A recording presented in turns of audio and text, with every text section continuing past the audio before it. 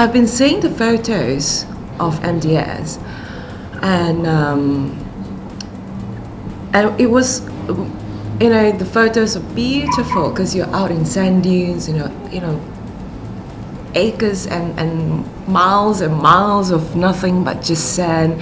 Having done, up to point of marathon stage, that's when I thought, maybe let's push the notch a little bit and see.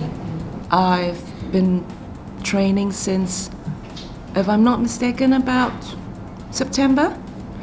So at the moment, I'm running about anything up to 75 miles a week. Aside from running, then I've got my personal training and I do the yoga as well. And so yes, there's a lot of commitment that goes into it, which I think in a way I did not quite expect it, I underestimated the commitment. Yes, that's right.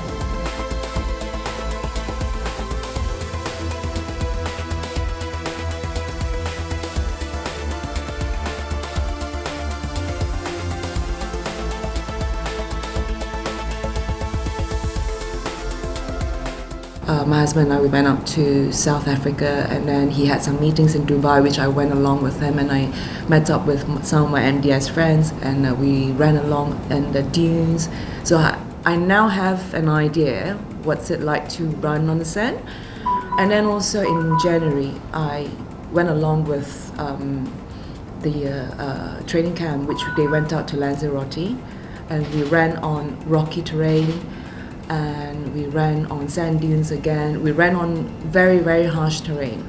So that I now have an idea what to expect of my feet. So I can only equip myself physically to do what the terrain is going to throw at me, but the rest of it, it's mentally.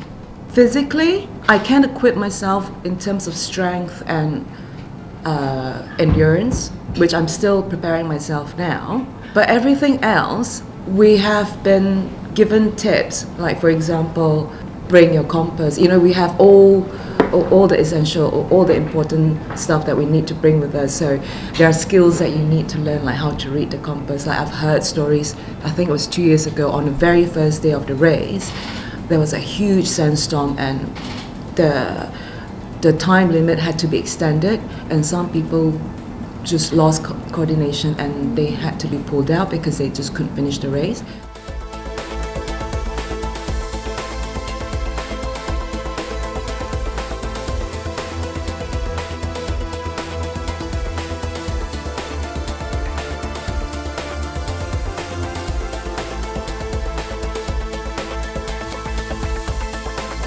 What I'm doing now at training, it's basically every time after I've run or I've had I've trained, I up my protein, so that is just to feed my muscles and to heal them. And I will be doing the same thing when I get out to Sahara as well. It's not going to be easy. Everybody that I've spoken to has told me that it's not easy, and I'm taking that on board. I really am. So I'm not taking anything for granted, and I'm doing everything that I can to make sure I get to the finishing line and to make sure I get my medal.